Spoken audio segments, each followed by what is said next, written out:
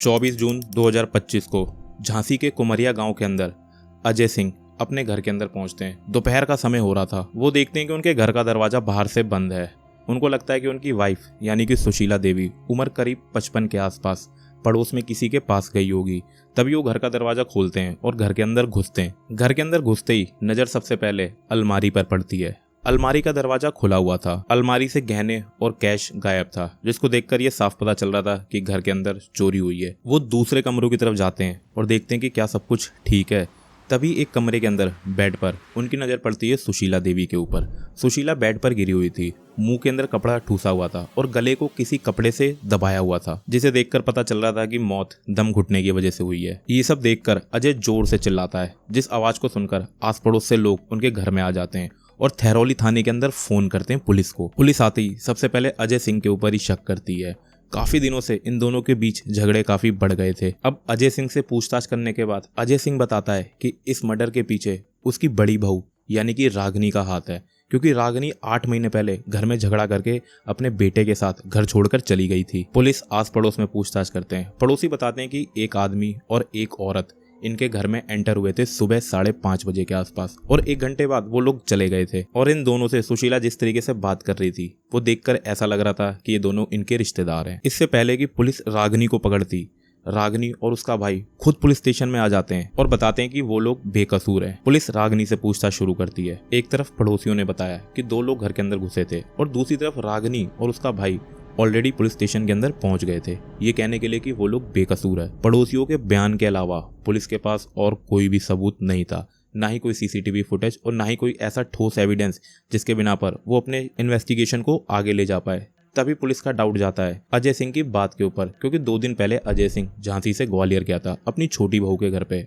अपनी पोती के जन्मदिन के लिए। और अपनी सास की मौत की खबर सुनने के बाद भी पूजा ग्वालियर से झांसी नहीं आती है और पुलिस अपनी एक टीम को ग्वालियर भेजती है। पूजा को हिरासत में लेती है।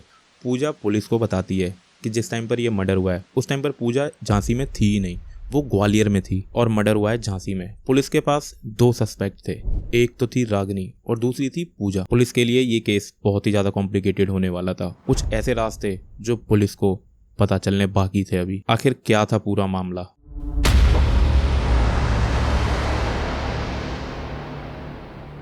पुलिस पूजा और रागनी दोनों का बैकग्राउंड चेक करते हैं। पूजा के बैकग्राउंड में पुलिस को कुछ ऐसी चीजें मिलती है जो काफी शॉकिंग थी। पूजा का जन्म एक नॉर्मल फैमिली के अंदर हुआ था। मिडिल क्लास फैमिली थी।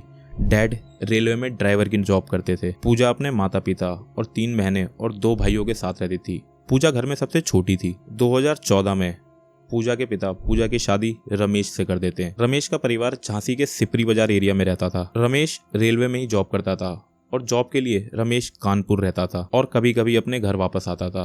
दोनों काफी टाइम से काफी हंसी खुशी से रह रहे थे, लेकिन कुछ समय बाद रमेश और पूजा के बीच में झगड़े बढ़ने लग गए थे। रमेश को पूजा का चाल चलन ठीक नहीं लगता था। रमेश और पूजा के बीच में फाइनेंशियल इश्यूज की वजह से काफी झगड़े होते थे, जिस बात को पूजा ने अपनी भाभी यानी कि लीला देवी को भी बताया था और उसने ये भी बताया कि रमेश उस पर हाथ भी उठाता है। एक रोज की बात थी, रमेश और पूजा दोनों घूमने के लिए बाहर जाते हैं।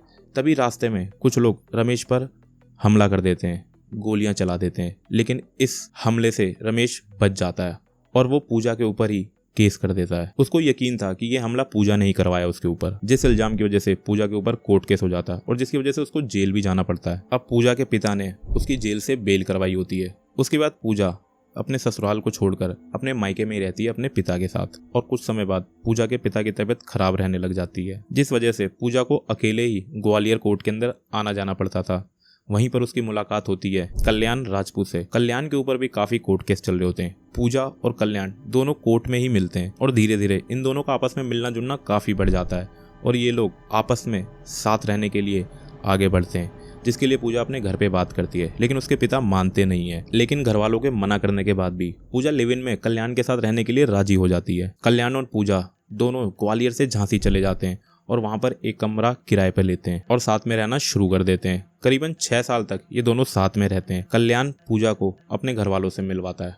पूजा उसके घर वालों को बताती है कि उसके माता पिता नहीं है, वो अनाथ है। लेकिन पूजा की सास को शुरू से ही पूजा पसंद नहीं आती। पूजा घर में धीरे धीरे सबका विश्वास जीत लेती है और अब ये दोनों शादी भी कर लेते हैं। कल्याण के घर वाले इनकी शादी को तो एक्सेप्ट कर लेते हैं, लेकिन इनको अपने घर में जगह नहीं देते हैं। ये अभी भी उस किराए के मकान में ही रह रहे होते हैं। लेकिन पूजा का कल्याण के घर वालों से मिलना जुलना काफी ज्यादा हो गया था। पूजा को देखकर कहीं भी कल्याण के घर वालों को शक नहीं होता है कि इसके दिमाग में ऐसा क्या चल रहा होगा, क्योंकि वो काफी सिंपल तरीके से रहती थी, ना ही कभी प्रॉपर्टी के मैटर में बोलती थी, कभी किसी भी चीज की डिमांड नहीं करती थी। लेकिन 25 मई 2019 को कल्याण की मौत हो जाती है एक रोड एक्सीडेंट के अंदर, जिसके बाद पूजा ग्वालियर वापस आ जाती है अपनी बड़ी बहन कमला के पास। कुछ समय अपनी बहन के पास रहने के बाद पूजा वापस झांसी जाती है कल्याण की फैमिली के पास और उनसे अपने गुजारे के लिए पैसे और प्रॉपर्टी की डिमांड करती है। लेकिन अजय सिंह जो उस घर के मुखिया थे वो इस बात को मना कर देते हैं। अब ये दोनों इस बात पर एग्री होते हैं कि छोटी बहू के नाते वो उनके साथ उन्हीं के घर में रह सकती है। अब पूजा घर में छोटी बहू की हैसियत से रहने लग जाती है। शुरू में तो किसी को भी शक नहीं होता कि पूजा के मन में आखिर क्या चल रहा था। पिता अजय सिंह, कल्याण का बड़ा भाई संतोष और उसकी भाभी रागिनी, ये सब पूजा को एक्सेप्ट कर लेते हैं। शुरू में पूजा और रागिनी दोनों मिलकर ही घर का सारा काम करती थी। दिन में पूजा खाना बनाती थी तो शाम को रागिनी खाना बनाती थी। अब एक ही घर में रहते रहते पूजा और संतोष के बीच में नजदीकियां काफी बढ़ने लग जाती है। दोनों आपस में काफी बात करते हैं, जो चीज रागिनी को काफी अजीब लगती है, जिसके बारे में वो सीधे संतोष से बात करती है। संतोष इस बात को काफी नॉर्मलाइज करके बताता है कि सब कुछ ठीक है, ऐसी कोई भी बात नहीं है। तभी एक रोज पता चलता है कि पूजा प्रेग्नेंट है और वो जो बच्चा है वो संतोष का है। उसी घर में रहते रहते पूजा और संतोष के बीच में एक अफेयर चल रहा था। अब इस बात को लेकर बहुत झगड़े होते हैं इनके घर के अंदर। रागिनी इस बात को बिल्कुल भी एक्सेप्ट नहीं करती है, लेकिन फैमिली प्रेशर में आने के बाद रागिनी इस बात को मंजूर कर लेती है। पूजा एक लड़की को जन्म देती है।